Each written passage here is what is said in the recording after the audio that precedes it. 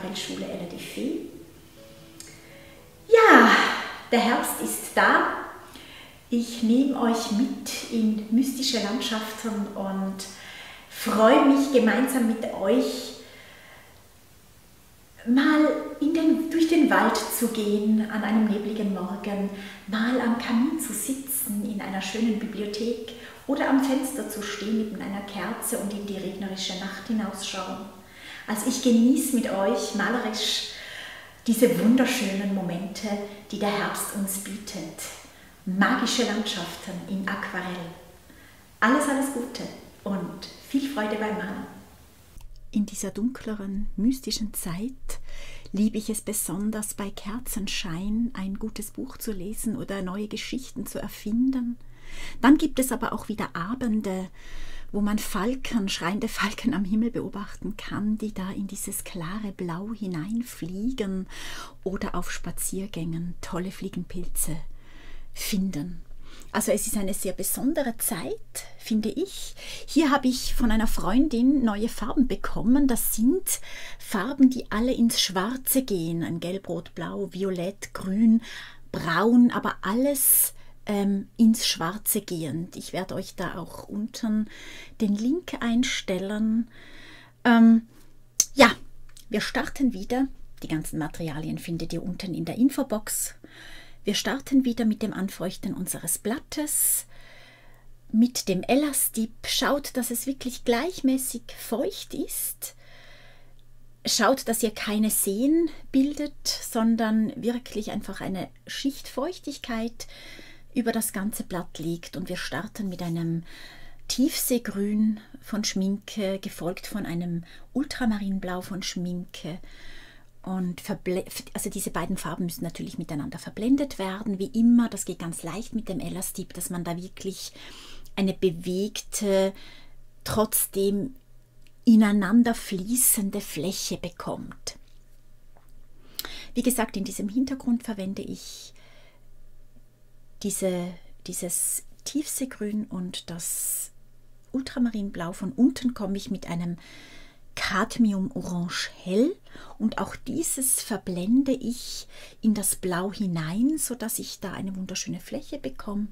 Den Elastip, mit dem ich das Ganze mache, den findet ihr unter dem Video in der Infobox. Da findet ihr den Link. Es gibt ihn in meinem Shop unter www.ladfe.com. Noch in die feuchte Unterlage hinein malen wir mit einem feinen Schriftenpinsel, einer Nova Synthetics Nummer 1 zum Beispiel oder Nummer 1/2, malen wir mit Ultramarinblau und oder einem Tiefseegrün in diesen Hintergrund hinein und es fließt auch wunderschön Stämme, Äste, Wald. Wald, der sich da sehr mystisch in diese nebeldurchzogene Hintergrundlandschaft fügt. Mein neues Buch Magische Landschaften in Aquarell gibt es ab Dienstag in jedem gut sortierten Künstlerfachmarkt und natürlich auch überall, wo ihr Bücher bestellen könnt. Greift zu, ich freue mich schon riesig, wenn ich das Paket mit den neuen Büchern öffnen kann. Nun ist unser Bild trocken und ich trage hier unten rechts mit einem Spezialpinsel, also einem extra alten Pinsel, den ich sonst für nichts mehr verwende, einen Rubbelkrepp auf. Wenn ihr keinen extra Pinsel habt, den Pinsel bitte zuerst mit Seife befeuchten, dann bekommt ihr den Rubbelkrepp anschließend auch gut wieder herunter, sonst ist der Pinsel einfach zu angegriffen von diesem Rubbelkrepp, dann kann man ihn für Aquarellmalerei nicht mehr verwenden.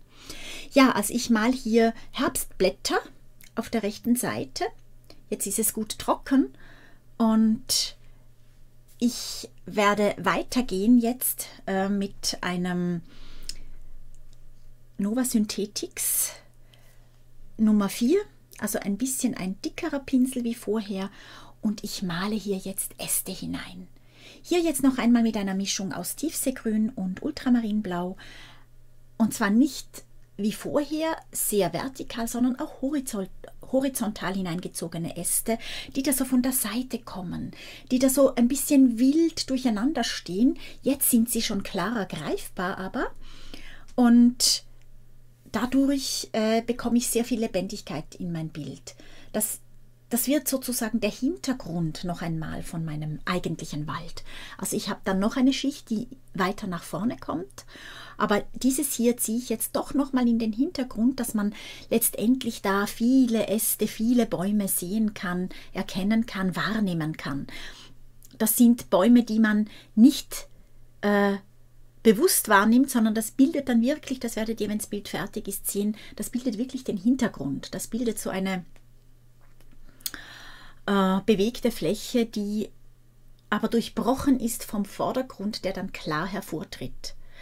Mit einem Aquarell-Naturschwamm und derselben Farbmischung tupfe ich jetzt in diesen Hintergrund hinein, aber schon viel genauer, viel feiner strukturiert, nämlich nicht mehr flächig, verschwommen, verfließend, zerfließend, sondern wirklich in der Struktur bleibend, tupfe ich Laub in mein Bild, auch unten rechts, sodass die einzelnen Rubbelkrepp abgedeckten Blätter deutlich sichtbar werden. Ja, und sobald ich das gemacht habe, ziehe ich weitere Stämme und Äste ins Bild. Die fließen jetzt ein bisschen, weil ich da ja eben noch Feuchtigkeit, weil da Feuchtigkeit vorhanden ist vom Naturschwamm, und das ist auch schön. Das bildet dann so ein bisschen Efeu an die Bäume und so weiter. Also das macht es lebendig. Ich liebe das sehr, wenn das da in dieser Schwammgeschichte so ein bisschen zerrinnt, zerfließt. Das mag ich. Das wird so ein bisschen, ja, das hat sehr viel, finde ich, mit Herbst zu tun. Auch diese Efeu-Bereiche an einem Baum kommen im Herbst ja viel deutlicher hervor, weil das Blattwerk großteils verschwunden ist. Wir tupfen hier jetzt noch Restblätter in die Bäume hinein, auch wieder mit dem Naturschwamm. Und ihr seht, schon jetzt sieht mein Wald echt spannend aus. Ich könnte auch das Bild so schon lassen, es wäre schon schön. Ich müsste gar nicht mehr viel dazu geben oder wegnehmen. Ja, ich habe es trocknen lassen und jetzt nehme ich meine japanischen Farben, die ich geschenkt bekommen habe, und da nehme ich das Bluish Black. Das eben, die heißen Reddish Black, Yellowish Black, Brownish Black, Greenish Black, und wir nehmen aber das Bluish Black, und zwar nur dieses im heutigen Bild. Wir brauchen nur diese Farbe aus dieser Farbkombination, und ihr seht, das ist sehr kräftig, das ist wirklich ein bisschen wie ein Peinesgrau-bläulich. Also wenn ihr diesen Farbkasten nicht habt, könnt ihr auch ein Peinesgrau-bläulich verwenden. Das geht genauso gut. Ist natürlich ein bisschen eine andere Nuance, weil hier einfach noch diese Schwarzpigmente drin sind.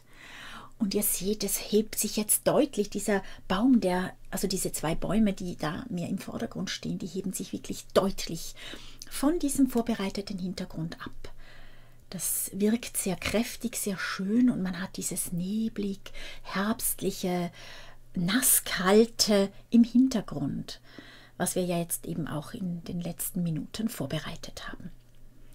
Und ihr seht, mit dem Nova Synthetics Nummer 4 kann ich dicke Stämme ziehen, kann sie aber auch ganz, ganz dünn belassen, und mit dem Aquarell-Naturschwamm tupfe ich noch einmal Laub hinein. Jetzt natürlich in Bluish Black. Also in dieser dunklen Farbgebung, das kann ich auch unten rechts, mit dem kann ich unten rechts jetzt noch mehr abdunkeln, und das lohnt sich auf jeden Fall.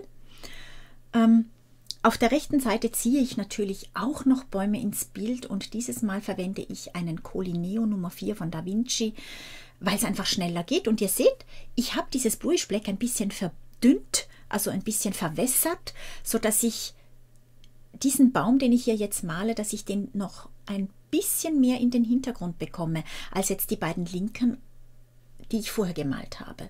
Auch hier wieder Laub hineintupfen, aber auch wieder ein bisschen verdünntes Laub in Bluish Black. Und jetzt kommen aber noch kräftige Bäume. Da hole ich mir jetzt wirklich ganz, ganz kräftig von diesem Bluish Black ins Bild. Fast pur. Also so, dass es halt gerade noch zum Verstreichen geht, aber sehr, sehr dunkel. Dieser Baum, der darf dunkel, nass, von Feuchtigkeit, von nebliger Feuchtigkeit, darf der da im Vordergrund stehen. Man sieht durch diesen düsteren Tag auch keine Farben. nicht viel Farben, er steht da einfach wirklich sehr dunkel vor diesem herbstlichen, kalten, nasskalten Hintergrund, diesem mystischen, wo man sich wirklich Nebelgeister vorstellen kann, wo man sich auch Waldgeister gut vorstellen kann, wo man einfach sehr viel Geschichten hinein spintisieren darf und das auch so ein bisschen genießen, ein bisschen auskosten. Ich liebe diese Zeit, ich liebe diese Stimmung, die so ein bisschen wehmütig macht, auch oft. Ja, das muss man dann auch aushalten, gell, das stimmt schon, aber mir kommen in dieser Zeit immer am allermeisten Geschichten in den Sinn. Da könnte ich wirklich mir mal ein halbes Jahr frei nehmen und einfach wieder ein Buch schreiben, weil ich da so in dieser Geschichtenwelt gefangen bin, teilweise oft wirklich, wenn ich durch den Wald gehe, speziell. Ja, von unten tupfe ich jetzt ein bisschen ein Cadmium-Orange hell in mein Bild. Von oben habe ich Bluish Black hineingetupft, auch sehr intensiv, alles mit dem Aquarell Naturschwamm.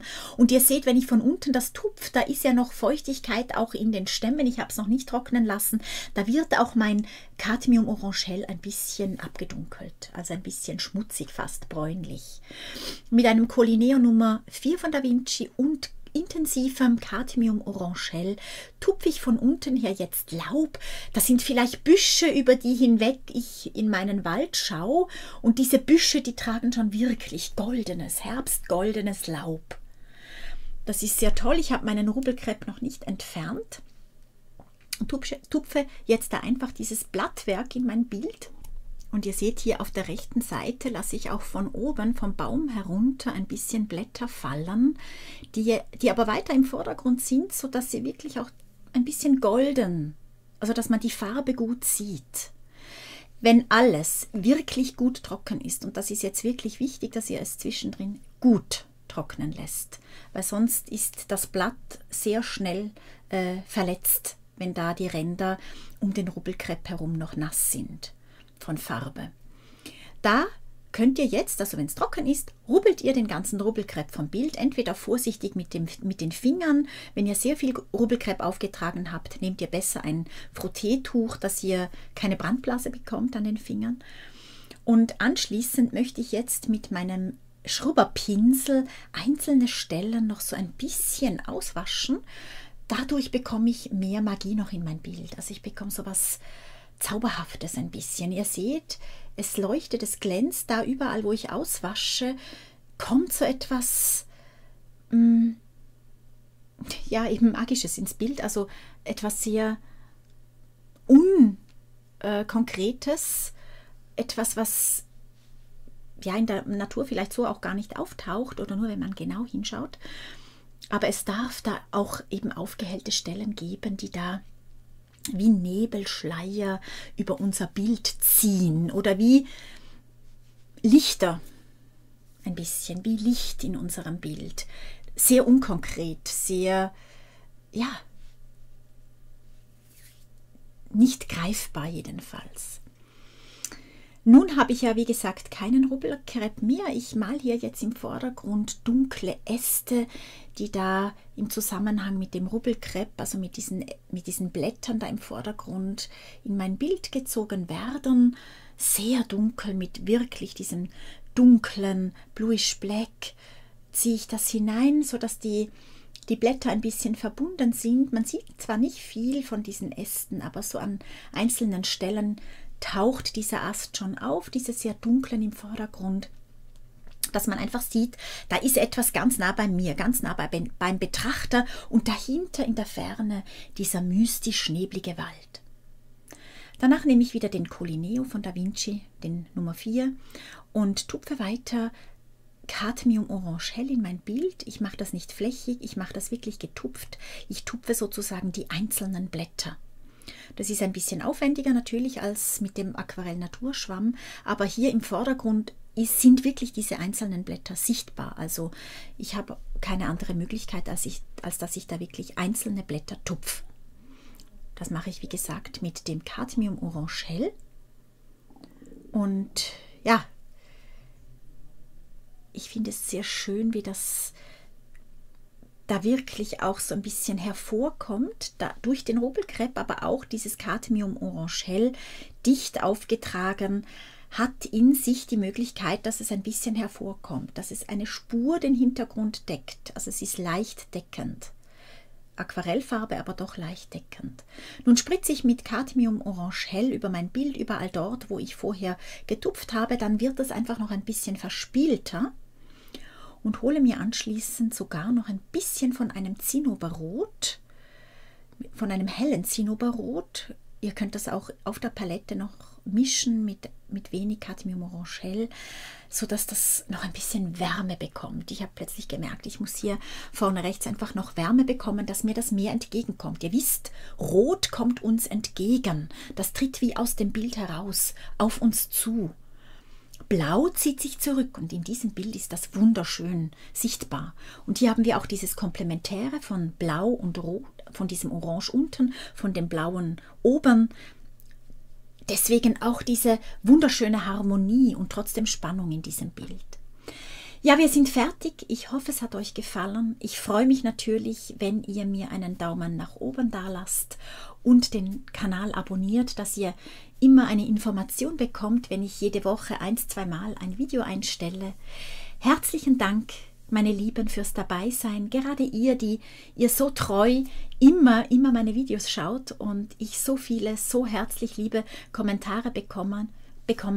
Euch ein ganz, ganz großes Dankeschön. Ja, ihr motiviert mich jede Woche, dass ich wieder kreativ tätig bin, auch meine Videos schneide und sie einstelle und nicht nur so für mich und mit meinen Live-Kunden sozusagen male, bei meinen Live-Kursen und Seminaren und Workshops. Also ein wirklich herzliches Dankeschön an euch alle und bis ganz bald. Genießt diese wunderschöne goldene Herbstzeit. Ja, schaut, dass ihr in diesem wunderschönen goldenen Herbstlicht, dass ihr das so richtig genießen könnt.